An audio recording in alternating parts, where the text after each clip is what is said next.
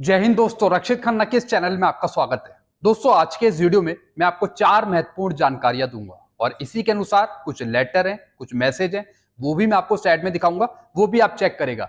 Video में आगे बढ़ने से पहले एक छोटी सी अपील कर रहा हूं, अगर आप पहली बार मेरा चैनल देख रहे हैं या फिर ये वीडियो देख रहे हैं तो आप मेरा चैनल सब्सक्राइब भी कर सकते हैं, जिसका नाम है रक्षित खन्ना, क्योंकि ऐसी जानकारियां अक्सर आपको मिलती रहती है इस चैनल के माध्यम से। और पेंशन से जुड़ी जो प्रॉब्लम आती है उसका भी सोल्यूशन किया जाता है बीच बीच में। चलते दोस्तों आगे बढ़ते हैं। सबसे पहली जानकारी, लो भाई गजब हो गया, स्पर्श की पेंशन 31 मई से पहले खाते में आ गई, पेंशनर ने किया कमेंट। जी हां दोस्तों, एक पेंशनर है जिन्होंने मुझे कमेंट किया और ये कह रहे हैं कि स्पर्श ने मई की पेंशन मेरे खाते में डाल दी, वो भी 31 मई से पहले। दोस्तों, इन पेंशनर के आगे मैं हाथ जोड़ रहा हूं, मैं हाथ जोड़ता हूं कि आप ऐसा भद्दा मजाक मेरे पेंशनर के साथ ना करें कमेंट करके। स्पर्श की जो पेंशन है वो 31 मई को आपके खाते में आएगी, उससे पहले नहीं आएगी। लेकिन दोस्तों, ये पेंशनर सबको मूर्ख बना रहे हैं कमेंट करके। एक बार फिर से मैं इन पेंशनर के आगे हाथ जोड़ रहा हूं कि अगर आप ये मेरा वीडियो देख रहे हैं तो आप आगे से कमेंट मत करिए, झूठे कमेंट मत करिए। आप कह रहे हैं कि 31 मई से पहले आपके खाते में पेंशन आ गई इस वर्ष के द्वारा मई की, सरासर गलत है। अभी किसी को भी स्पर्श की तरफ से मई की पेंशन नहीं मिली है, 31 मई को आपकी पेंशन आएगी स्पर्श की तरफ से, तो ऐसा भद्दा मजाक ना करें। चलते हैं दोस्तों अगली जानकारी की तरफ। एफएमए का पैसा 1,000 रुपए बढ़ा 1 जुलाई 2017 से, क्या इससे ज्यादा नए पे कमीशन पे बढ़ेगा? जी हाँ दोस्तों, जैसा आपको पता है एफएमए का जो पैसा है फिक्स मेडिकल अलाउंस का, वो है अभी 1,000 रुपए। और दोस्तों ये बढ़ा था 1 जुलाई 2017 से, जैसा कि मैं आपको लेटर भी दिखा रहा हूं। दोस्तों, एफएमए बढ़ाने का क्या प्रावधान है, क्या रूल है? क्या कोई नए पे कमीशन पे ही एफएमए बढ़ाया जा सकता है? नहीं दोस्तों, नए पे कमीशन पे आपका एफएमए नहीं बढ़ाया जा सकता, ऐसा कोई रूल नहीं है। एफएमए आपका कभी भी बढ़ाया जा सकता है भारत सरकार के द्वारा, लेकिन किसी ऐसे रूल में नहीं लिखा कि जब कोई नया पे कमीशन नहीं आएगा तभी आपका एफएमए बढ़ाया जाएगा, ऐसा कहीं नहीं लिखा। तो दोस्तों, एफएमए का पैसा कभी भी आपका बढ़ाया जा सकता है। जरूरी नहीं है कि आपका 8वां पे कमीशन आए तभी आपको पैसा बढ़कर मिले एफएमए का, ऐसा जरूरी नहीं है। तो दोस्तों, चाहे 3,000 रुपए बढ़े या फिर 5,000 रुपए बढ़े, ये आपके कभी भी बढ़ाए जा सकते हैं, लेकिन उसमें यह देखा जाएगा कि आप ईसीएचएस की या फिर सीजीएचएस की फैसिलिटी ले रहे हैं या नहीं ले रहे हैं, उसी के अनुसार आपका भत्ता तय होगा। जी हां दोस्तों, आगे आने वाले टाइम में तो कभी भी भारत सरकार इस पे फैसला ले सकती है। चलते हैं दोस्तों अगली जानकारी की तरफ। मिनिमम पेंशन 9,000 रुपए, तो क्या मिनिमम पेंशन 9,000 से घर का खर्चा चलता है? फैमिली पेंशन जो चलती है 9,000 पे, क्या ये एग्जैक्ट अमाउंट बिल्कुल ठीक है? क्या इससे बच्चे पाले जा सकते हैं? कई ऐसे फैमिली पेंशनर हैं, चाहे वो विडो हो या फिर अनमैरिड डॉटर हो, दोस्तों वो मिनिमम पेंशन 9,000 रुपए ले रही है, इससे घर का खर्चा नहीं चलता, इसलिए ये अमाउंट आगे बढ़ाना पड़ेगा। दोस्तों, ये 9,000 आया कैसे? ये बना आपकी बेसिक पे से।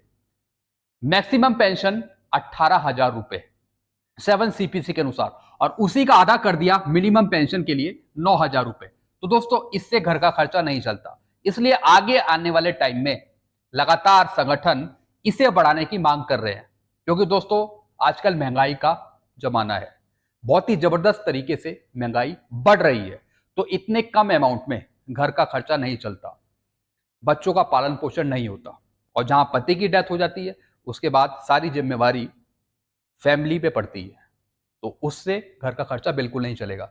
दोस्तों, कम से कम पेंशन 20 से 25,000 रुपए, 20 से 25,000 रुपए होनी चाहिए, इससे ऊपर होनी चाहिए आजकल की महंगाई को देखते हुए।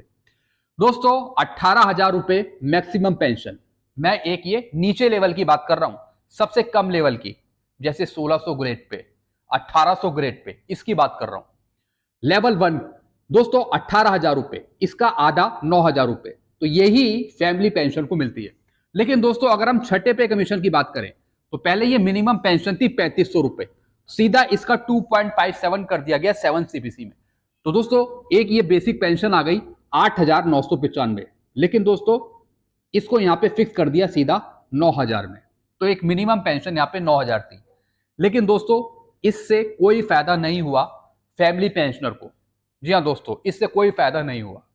सिर्फ 9,000 रुपए प्लस डीए लगा के उन्हें मिल रहा है, इससे कुछ नहीं होगा। ये आगे बढ़ाना पड़ेगा गवर्नमेंट को। चलते हैं दोस्तों अगली जानकारी की तरफ। कुछ मूर्ख यूट्यूबर हैं सोशल मीडिया पे जो सारे पेंशनर्स को मूर्ख समझते हैं। कुछ यूट्यूबर का कहना डीए 50% होते ही एचआरए का पेमेंट कर दिया जाएगा। जी हाँ दोस्तों, कुछ ऐसे यूट्यूबर हैं सोशल मीडिया पे जो आपको मूर्ख बनाते हैं, दिन भर मूर्ख बनाते हैं। और दोस्तों काफी पेंशनर्स बनते भी हैं।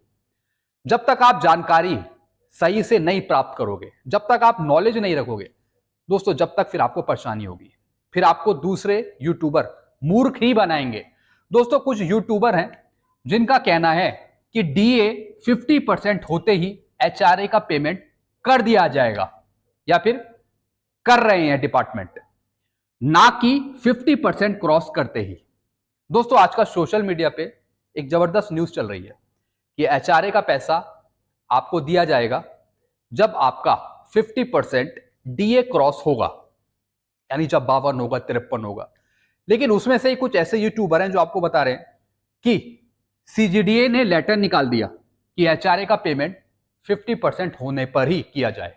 जैसी 50 हो गया वैसी एचआरए का पेमेंट कर दिया जाए नए रेट के हिसाब से। दोस्तों एक चीज मैं आपको समझाऊंगा, मैं भी पेंशन डिपार्टमेंट में हूं, हमारे भी बहुत से एम्प्लॉई हैं, हमारे भी पेंशनर हैं। दोस्तों मैं जिस कार्यालय में वर्क करता हूं वो है पेंशन कार्यालय, फॉरेस्ट्री का डिपार्टमेंट है देहरादून में, वहां पर मैं जॉब कर रहा हूं। पेंशन कार्यालय में हर एक लेटर गवर्नमेंट के आते रहते हैं, हम भी भेजते रहते हैं। सारे कॉरस्पॉन्डेंस एम्प्लॉय के, पेंशनर के चलते रहते हैं। लेटेस्ट जानकारी क्या है, क्या पेमेंट हो गया, किसके आधार पे क्या होगा, सारी जानकारी हमारे पास होती है।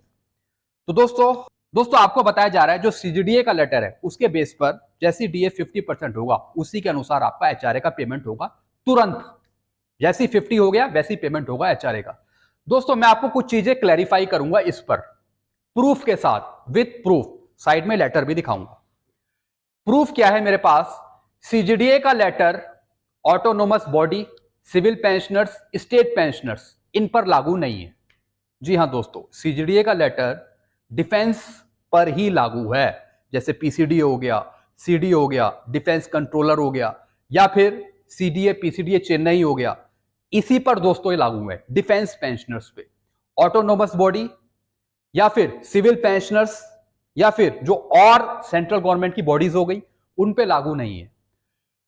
तो दोस्तों जो ये सीजीडीए का लेटर है ये बिल्कुल सही है, इन्होंने सही लिखा है कि जब डीए 50% होगा तभी आपको एचआरए के नए रेट के हिसाब से पेमेंट होगा।